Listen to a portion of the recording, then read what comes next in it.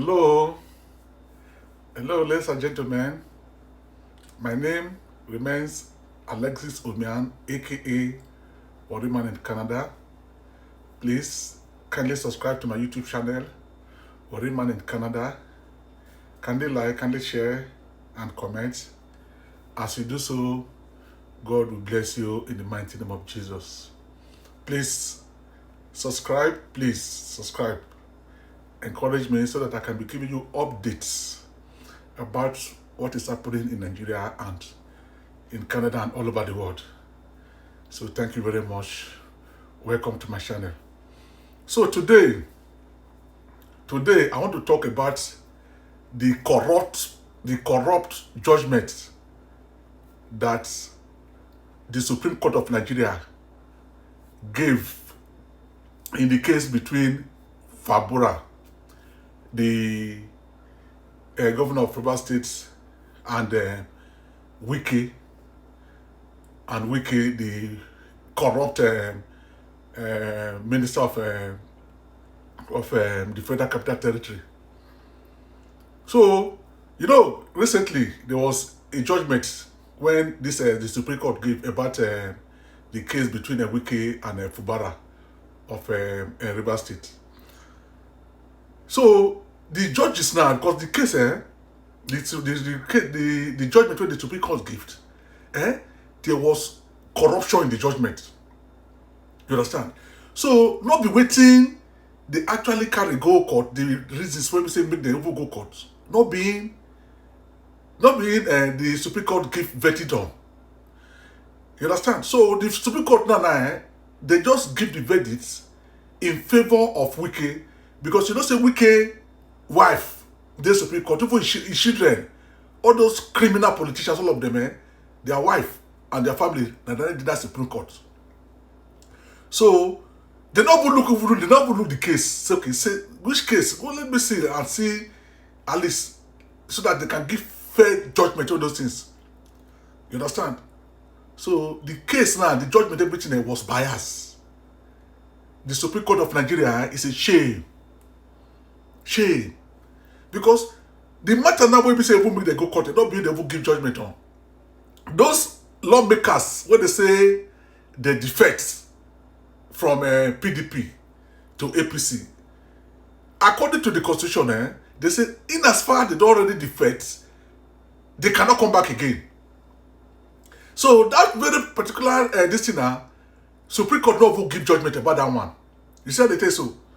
So they just give the judgment everything in favor of Wike and Tinubu, because the Supreme Court, all of them, and their family, and the Supreme Court, all those Supreme Court judges, all of those corrupt judges, when they destroy the nation. So the thing is not too much, because that 2018 election, now so they take the Supreme Court, they give very wrong judgment. Waiting for the constitution, when they say they're supposed to follow, then they follow them again. Because the constitution, and they supreme the constitution. So every judgment that they give, what they're supposed to give, is supposed to do the constitution according to the constitution. But no, the Supreme Court of Nigeria, then they follow the constitution again. Now their own perception, that is what they feel, that they used to give judgment. The 2020 election, where they say Abuja not be states, Abuja not supposed to, and you must win Abuja before the film make you president. Everything. That's what they consider. But they not really follow am. So as I'm talking to you now, the Supreme Court of Nigeria is a shame. It's a disgrace. You understand? It's no longer supreme. There's something like Supreme Court there's something like Supreme Court in Nigeria again. Because they are all biased, they are corrupt, integrity, everything has been lost in the Supreme Court. What a shame. He say if the Supreme Court say they cannot, Nigeria has no Supreme Court. All the judges, all of them, they're all corrupt. They don't destroy the country with their this thing. Supreme Court is able to look into issue with fairness and give judgment according to the constitution. Now then they give judgment according to the constitution again. So this case between Wike and Fubara, after the Supreme Court give judgment, now some group of judges, those are judges for top judges for court when they don't resign. Now they couldn't say, now where this country they go? It get a CBO. Because all the judgment now when they come up for Supreme Court now, then they follow the constitution again. Now their own, what did they feel? Their own reason, biasness, now they see they give judgment. So now the people they can analyze the judgment when we say they give for this Wike and Fubara. They can't discover say, they can't expose the corruption. The corruption, the judgment they give against Fubara, they can't expose the corruption, expose the loopholes, the gap in the verdict they give. You understand?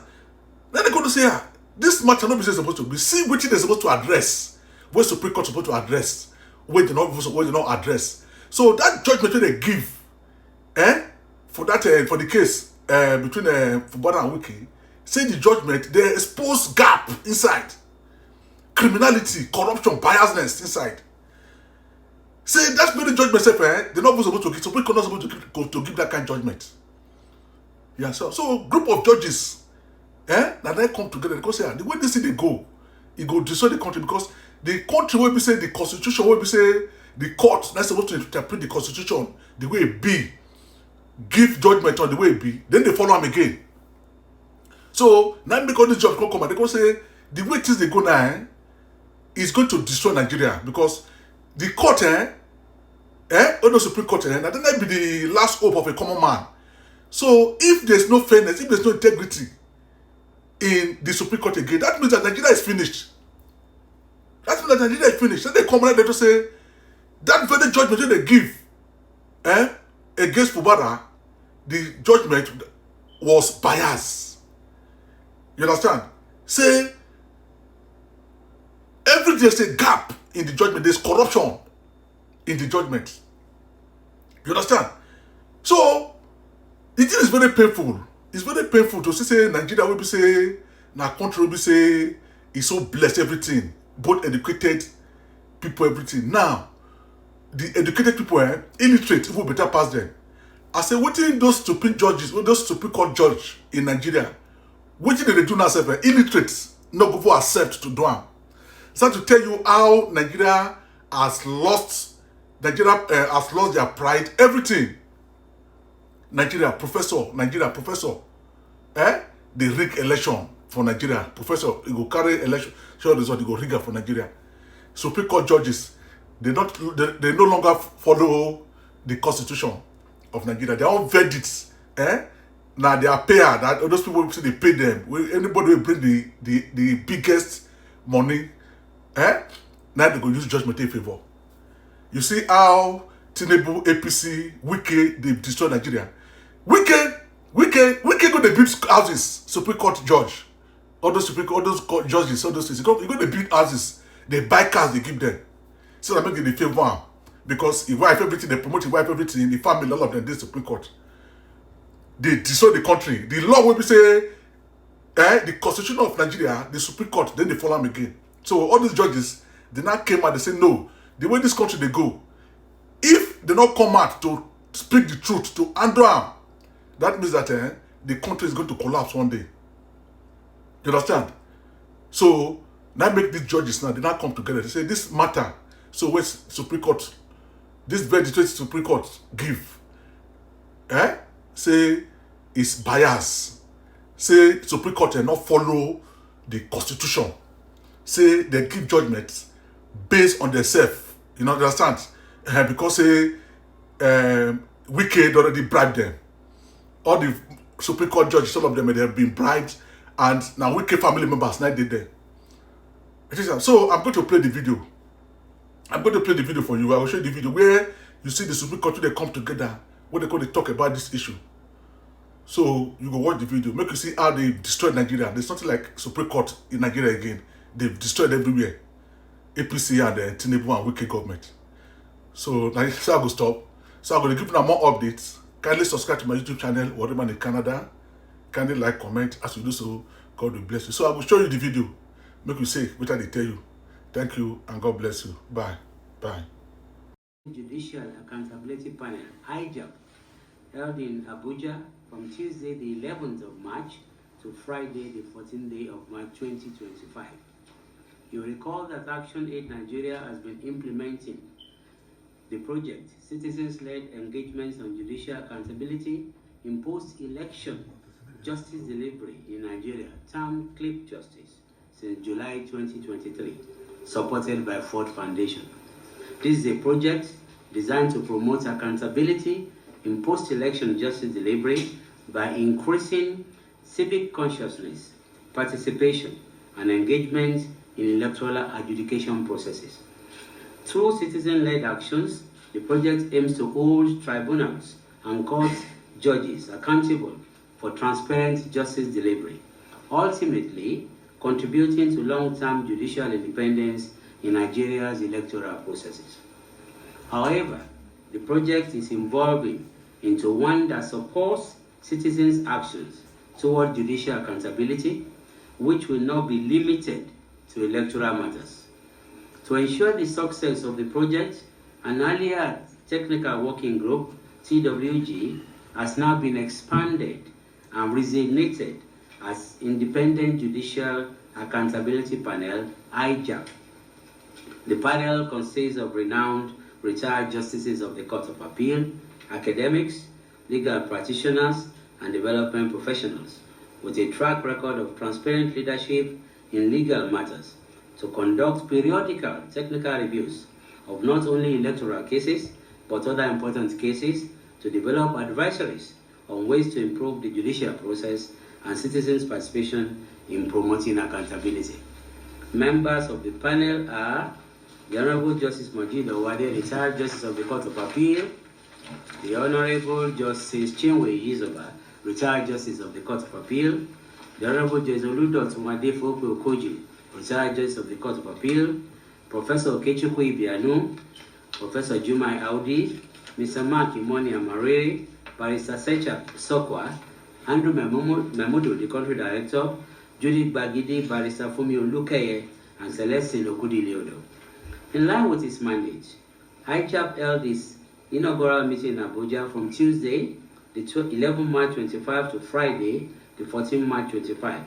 Amongst the cases considered was the analysis of some recent cases of public interest determined by the Supreme Court and the ECOWAS Court, capable of informing citizen-led action on judicial accountability. 3 such cases were considered. The first is the Rivers State House of Assembly and Speaker and Government of Rivers State and others. Then the second is the All Progressive Congress APC and Rivers State Independent Electoral Commission and others. These are very recent cases, as you could see. And then we have the case of Obianiju, Catherine Ude, and others, and the Federal Republic of Nigeria, which is the ECOWAS Court judgment. After exhaustive analysis of the judgments, IJAP made the following key observations and recommendations. A, that the judiciary must exercise caution in handling political matters in order to preserve its integrity and avoid public perception of bias. B, the judgment of the Supreme Court in the consolidated appeals leaves a gap as to whether the issue of alleged defection of 27 members of the Rivers State House of Assembly is still live or has been settled. This is because the court made comments on the issue of defection without actually addressing it. C, that complex and lengthy judgments, of course, defy easy comprehension and therefore undermine public trust. For this reason, IJAP recommends 1, that the judgments should start with summary of facts. Then 2, using simpler legal language. Then 3, mentioning names of parties in the body of judgments rather than solely their legal designations. And 4, ensuring timely publication of judgments online for easy access by the public. D, regarding the judgment delivered in Rivers State House of Assembly and Speaker and Government of Rivers State and others, the Supreme Court correctly held that the Federal High Court had jurisdiction over the case. C, regarding the judgment delivered in APC and Rivers States and Independent Electoral Commission and others, again, we believe that the Supreme Court correctly held that the Federal High Courts had jurisdiction. F, in that case, however, the court missed an opportunity to clarify key legal provisions regarding the procedure for local government elections, which the Court of Appeal in the same case extensively dealt with. Also, the court granted all reliefs, that is the Supreme Court, based on affidavit evidence alone, without addressing legal interpretations thoroughly. G, that lawyers must prioritize diligence and truthfulness instead of pursuing frivolous matters in court, in the Supreme Court. The simple answer is no. As far as that case is concerned, the Supreme Court is functions official. They have done their bit, that one stays. What we call gap was because they made comments on defection, and we're not too sure whether they actually considered any appeal or cross-appeal on the defection. But their attitude was that because of previous decisions which they have seen, that is High Court of Rivers State and Court of Appeal relating to defection, they know that as of the time of writing, they cannot say that 27 members are not members of the assembly. So other issues may still come out from that case from other litigation, but that is what we call the gap.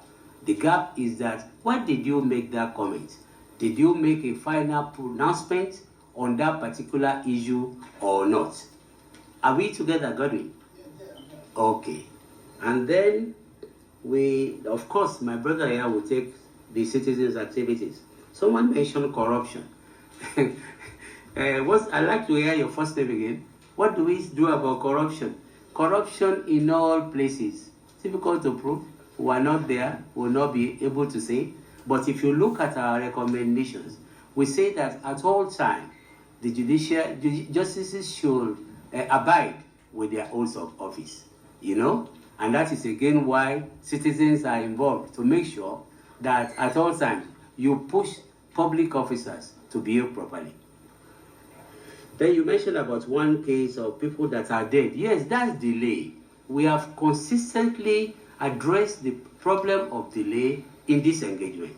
For example, at the technical working group of the Clip Justice Program, we suggested all sorts of ways to avoid the delays and even conflicting judgments.